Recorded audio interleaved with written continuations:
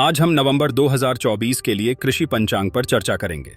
यह पंचांग आपके खेतों में फसलों की बुवाई और कटाई के लिए शुभ तारीखों का मार्गदर्शन करेगा। इस पंचांग के अनुसार नवंबर 2024 में कुछ महत्वपूर्ण कृषि दिवस हैं जिन पर ध्यान देना आवश्यक है।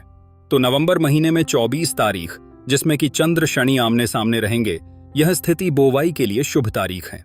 अब हम चंद्र राशि के अनुसार अलग अलग फसलों की बुवाई के बारे में बात करेंगे।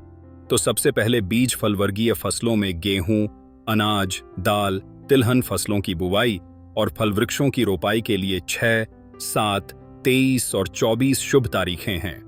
इसके बाद कंद वर्गीय फसलें जो कि मिट्टी के नीचे होती हैं, जैसे आलू, प्याज, लहसुन, शकरकंदी, गाजर, शलजम, अदरक, मूली आदि। तो इनकी बुवाई के लिए 8, 9, 16, 17, 25 और 27 शुभ तारीखें हैं। इसके बाद फूल वर्गीय फसलें जिसमें फूलों की खेती होती है, जैसे गुलाब, गेंदा, मोगरा, चंपा, फूल गोभी आदि की बुवाई के लिए 2, 10, 11, 18, 19, 28 और 29 शुभ तारीखें हैं। और इसके बाद पत्ती वर्गीय फसलें जिसमें पत्तों की खेती होती है, जैसे पालक, मेथी, धनिया, पेपरमेंट, करी पत्ता, चरी, बरसीम एवं गन्ना आदि की बुवाई के लिए 3, 4, 13, 21 और 22 शुभ तारीखें हैं। अब हम बात करेंगे कि किन तारीखों में आपको बुवाई नहीं करनी है। किसान साथियों, प्रत्येक महीने में कुछ तारीखें ऐसी होती हैं जिनमें बुवाई करने से फसलों की वृद्धि प्रभावित हो सकती है। इसके कारण फसलों में रोग और कीड़े लग सकते हैं और फसलों को नुकसान हो सकता है। इन दिनों पर बोवनी टालने की परंपरा सदियों से चली आ रही है।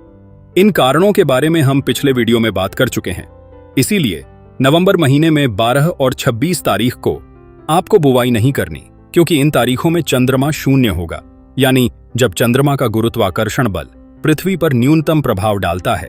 इसके बाद 14 और 26 तारीख में भी आपको बुवाई नहीं करनी है, क्योंकि इन दोनों तारीखों में चंद्रमा पृथ्वी के सबसे निकट और सबसे दूर होगा। और अंत में 1 और 30 तारीख यानी अमावस्या वाले दिन, जिस दिन चंद्रमा दिखाई नहीं देता, उस दिन भी आपको बुवाई नहीं करनी है। अब बात करते हैं चंद्रमा के उत्तरायण और दक्षिणायन स्थितियों में शुभ तारीखों के बारे में।